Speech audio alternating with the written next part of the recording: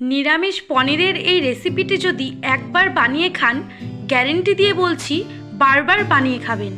খুব সহজ ও ঘরোয়া পদ্ধতিতে রেসিপিটি করে দেখানোর চেষ্টা করেছি।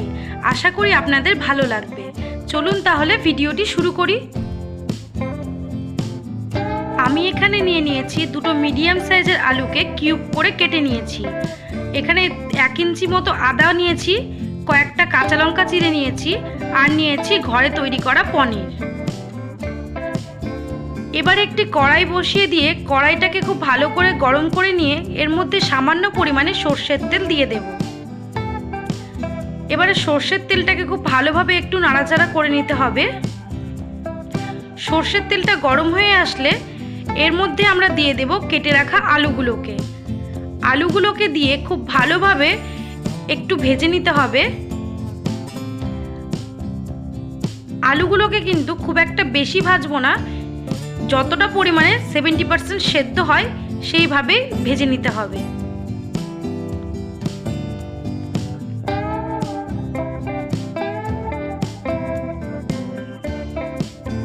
এবারে আলুর মধ্যে দিয়ে দেব সামান্য পরিমাণে নুন দিয়ে এই আলুগুলোকে একটু ভালো করে ভেজে নিতে হবে।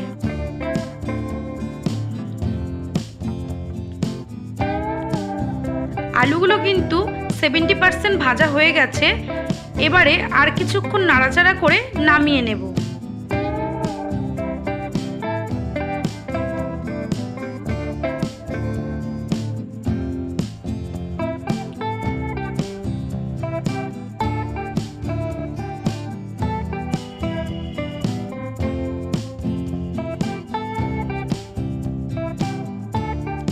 এবারে এই তেলেই আমি দিয়ে দেব কেটে রাখা পনিরগুলোকে।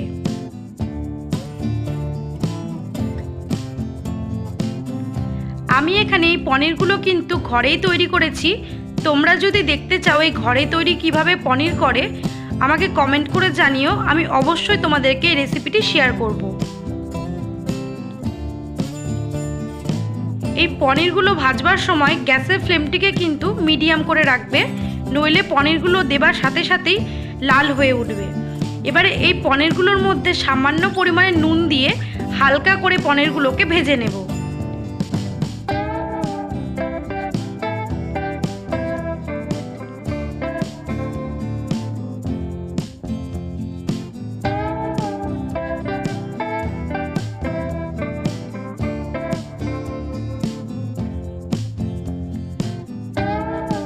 দেখুন পনিরগুলো কিন্তু হালকা করে ভাজা হয়ে গেছে। আর কিছুক্ষণ নাড়াচাড়া করে আমি এবারে পনিরগুলোকে একটি বাটিতে জল নিয়ে এই জলের ওপরে নামিয়ে নেব। এবারে বলি এই পনিরগুলোকে জলের মধ্যে দেওয়ার কারণ, পনিরগুলো খুব সফট হয় সেই কারণে। আর এই বাটির জলগুলো কিন্তু আমরা ফেলে দেব না। এই পনিরের রেসিপিটির মধ্যে যে যতটুকু জল লাগবে এই বাটির থেকে আমরা কিন্তু এই জলটি দেব।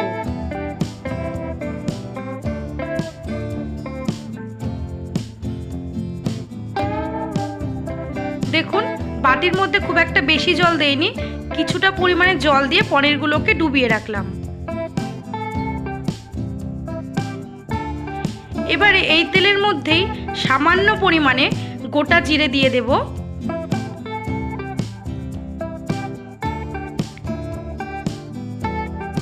জিরেগুলো একটু ভাজা হয়ে আসলে এর মধ্যে দিয়ে দেব একটা তেজপাতা, আর দিয়ে দেব একটা শুকনো লঙ্কা।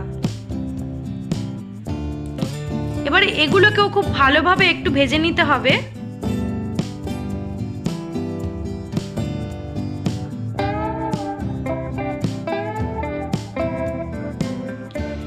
এবারে বেটে রাখা আদাটাকে দিয়ে দেব।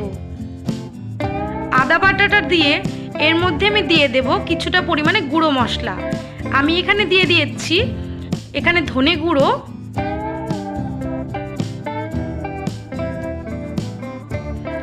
এবারে দিয়ে দিয়েছি কাশ্মীরি লঙ্কার গুঁড়ো, আর দেব পরিমাণ মতো হলুদ,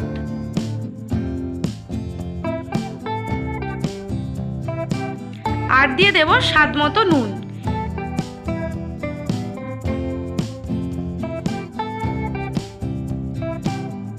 আর লাস্ট আমি এখানে দিচ্ছি ভাজা জিরে গুঁড়ো।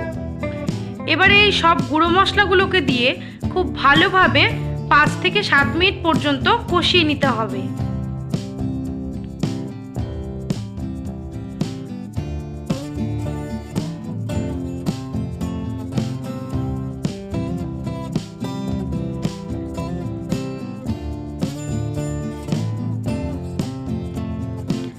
মশলাটা কিন্তু অনেকক্ষণই কষানো হয়ে গেছে। এবারে এই পর্যায়ে আমি সামান্য পরিমাণে চিনি অ্যাড করছি। এখানে চিনি অ্যাড করছি কারণ এটার কালারটা খুব সুন্দর হয় এবং টেস্টিও কিন্তু ভীষণভাবে ব্যালেন্স করে। এবারে দিয়ে দেব চিড়ে রাখা কাঁচা লঙ্কাগুলোকে, আর দিয়ে দেব ভেজে রাখা আলু। এই সময় আলুগুলোকে যদি আপনারা না দিয়ে দেন তবে কিন্তু আলুগুলো খুব ভালোভাবে সেদ্ধ হবে না, কারণ আমরা কিন্তু আলুটাকে 70% ভেজে নিয়েছিলাম। আলুগুলোকে দিয়ে আবারও কিছুক্ষণ এই মশলাগুলোর সাথে কষিয়ে নেব।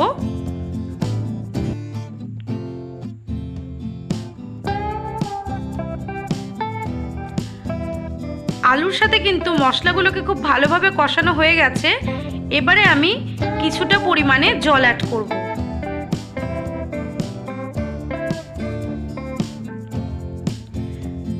দেখুন আমার কিন্তু গ্রেভিটা পুরো ফুটে উঠেছে। গ্রেভিটা আপনারা কতটা রাখবেন সেটা কিন্তু আপনাদের উপর ডিপেন্ড করছে। এই গ্রেভিটি ফুটে আসলে এর মধ্যে আমরা ভেজে রাখা পনিরগুলোকে দিয়ে দেব।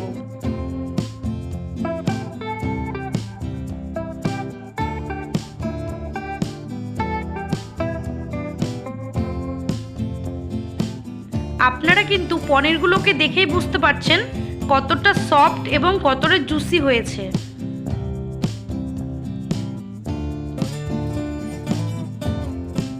এই পনিরগুলোকে দিয়ে মিনিট 5 মতো ফুটিয়ে নিলে রেডি হয়ে যাবে আমাদের নিরামিষ পনির রেসিপি। এবারে এই গ্রেভিটি ফুটে আসলে এর মধ্যে দিয়ে দেব সামান্য পরিমাণে গরম মশলা গুঁড়ো,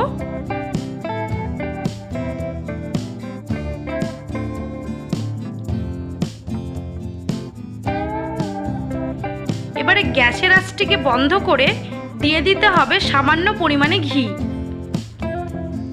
এবারে ঘি দিয়ে আবারও একটু নেড়ে চেড়ে নামিয়ে নিলে রেডি আমাদের নিরামিষ পনির রেসিপি।